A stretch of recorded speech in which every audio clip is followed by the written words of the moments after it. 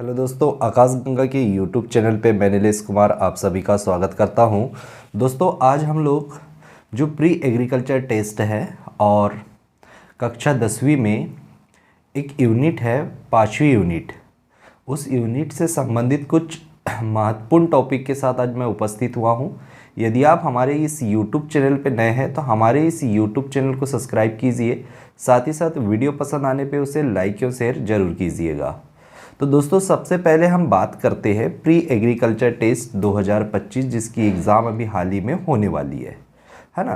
तो उसमें एक जनरल एग्रीकल्चर के पोर्शन होता है, जनरल एग्रीकल्चर वाला, जिससे अच्छे क्वेश्चन बनते हैं एग्ज़ाम में। तो उसमें एक टॉपिक होता है फसल चक्र, क्रॉप रोटेशन, है ना। उससे काफ़ी क्वेश्चन पूछे जाते हैं कि भाई डायरेक्टली परिभाषा पूछ लेता है, उसमें से पूछ लेता है परिभाषा, क्वेश्चन परिभाषा से उठ जाते हैं। साथ ही साथ जो फसल चक्र के कुछ सिद्धांत होते हैं उनसे संबंधित कुछ क्वेश्चन बनते हैं। और जो हमारे कक्षा 10वीं के एग्रीकल्चर के छात्र हैं, जो मध्य प्रदेश की लगभग बहुत सी स्कूलों में एग्रीकल्चर ट्रेड लेकर वो पढ़ रहे हैं, और उनकी जो एग्रीकल्चर की बुक है, उस एग्रीकल्चर की बुक में 5वीं यूनिट है ना, 5वें नंबर की यूनिट है। उससे उनकी बोर्ड की एग्ज़ाम में टोटल 15 नंबर के क्वेश्चन पूछे जाने वाले हैं। कितने नंबर के क्वेश्चन पूछे जाने हैं? 15 नंबर के टोटल उस यूनिट से क्वेश्चन पूछे जाने की संभावना है, जिसमें सिलेबस के अकॉर्डिंग 15 नंबर वहाँ से पूछे जाने वाले हैं, जिसमें आपको एक एक नंबर वाले 2 क्वेश्चन देखने को मिलेंगे, 3 नंबर वाले आपको 2 क्वेश्चन देखने को मिलेंगे, और 7 नंबर वाला 1 क्वेश्चन देखने को मिलेगा।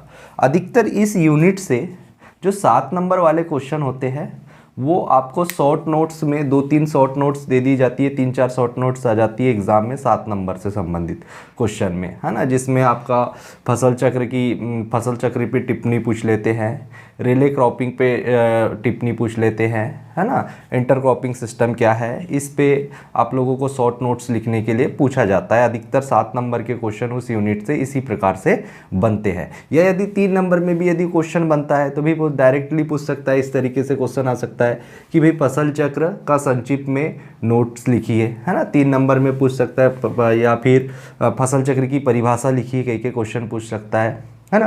तो इस तरीके से आपकी एग्जाम में क्वेश्चन पूछने की संभावना है। तो हम लोग दोनों तरीके से यदि वो क्वेश्चन पूछा जाता है कि भाई शॉर्ट नोट्स में 2-3 चीज़ों की शॉर्ट नोट्स पूछ लेते हैं, तो उस तरीके से हम लोग उस क्वेश्चन को एग्ज़ाम में कैसे करेंगे। और यदि आप लोगों को इतनी सारी डिटेल पता रहेंगी तो आप ज़रूर अच्छा करेंगे एग्ज़ाम में और अच्छे नंबर लेकर अपनी एग्ज़ाम में सफलता हासिल करेंगे। तो सबसे पहले हम बात करते हैं कि भाई फसल चक्र, क्रॉप रोटेशन, है ना। क्रॉप रोटेशन जो है ये आपको 3 नंबर में भी पूछा जा सकता है, या छोटी छोटी नोट्स के माध्यम से 7 नंबर में भी देखने को मिल सकता है। ठीक है, तो सबसे पहले हम वीडियो की शुरुआत करते हैं। यदि आप हमारे इस यूट्यूब चैनल पे नए हैं तो हमारे इस यूट्यूब चैनल को लाइक या शेयर ज़रूर कीजिएगा, और वीडियो पसंद आने पर आप उसे सब्सक्राइब जरूर कीजिए और अपने दोस्तों के साथ में इसे ज़रूर शेयर कीजिएगा। तो सबसे पहले हम बात करते हुए फसल चक्र, क्रॉप रोटेशन होता क्या है।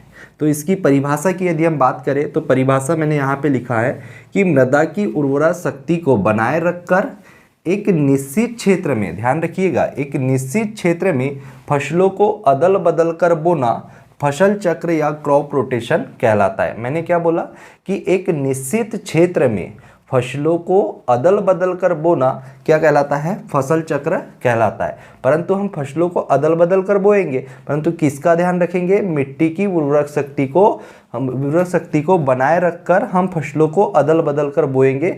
उस पूरे पैटर्न को हम क्या कहते हैं? फसल चक्र कहते हैं। देखिए, थोड़ा सा उदाहरण के माध्यम से समझिएगा।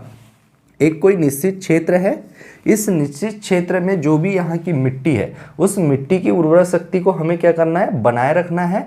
और उस खेत में हमको क्या करना है? फसलों को अदल बदल कर बोना है।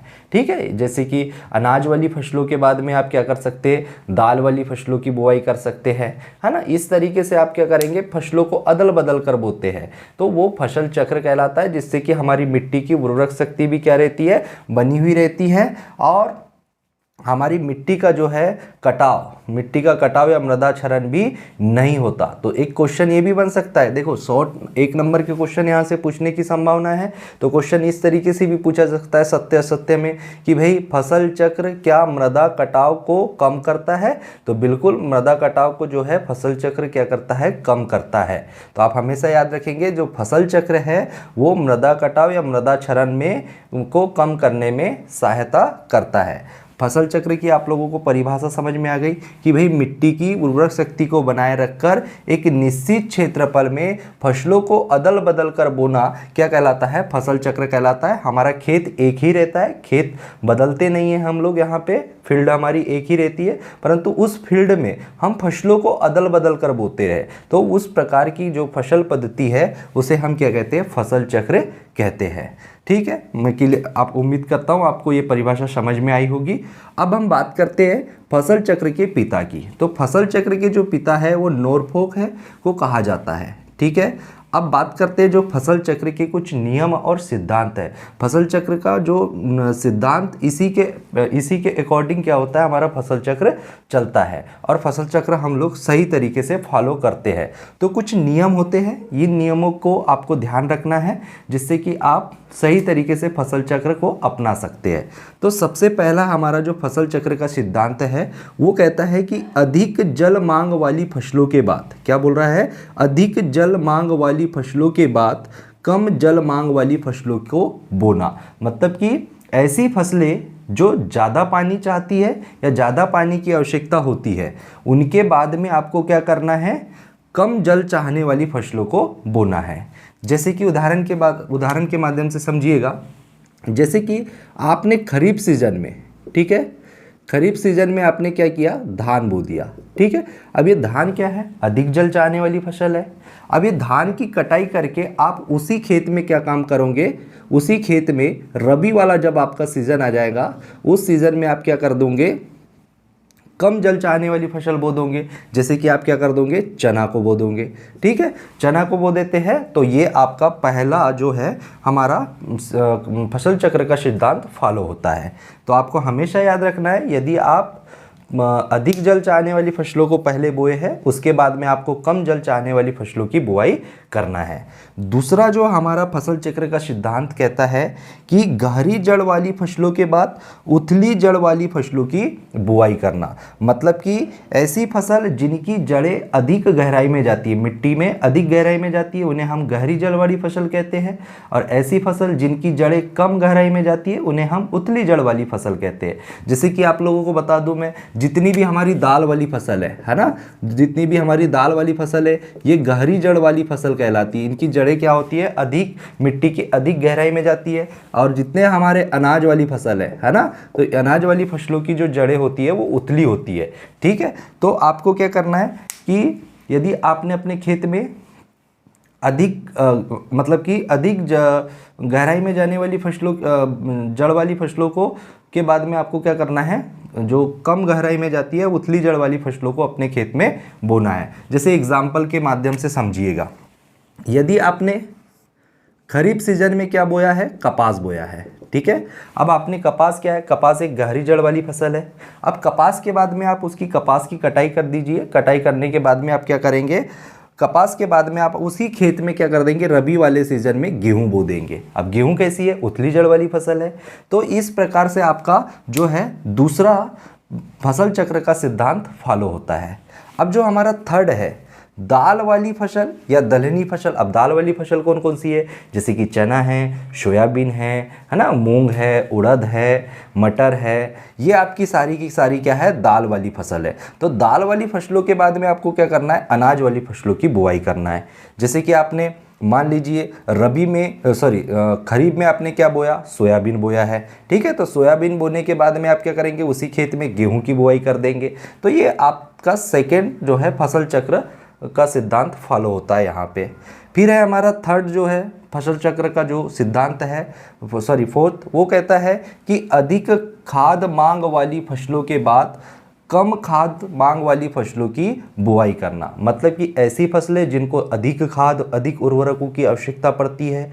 उसके बाद में आपको क्या करना है, कम खाद चाहने वाली फसलों की बुआई करना है। जैसे कि उदाहरण में हमने उदाहरण लेके आया है, आलू की फसल के बाद आप क्या कर सकते हैं, मूंग की फसल की बुआई कर सकते हैं। तो इस तरीके से आपका पूरा का पूरा, यदि आप इस तरीके से फसल चक्र के सिद्धांत को याद में रखकर आप फसल चक्र को अपनाते हैं तो निश्चित रूप से आप एक अच्छे किसान भी होंगे और अच्छे तरीके से आप खेती करेंगे और अच्छे तरीके से आप अपनी मिट्टी की उर्वर शक्ति को बनाए रखेंगे।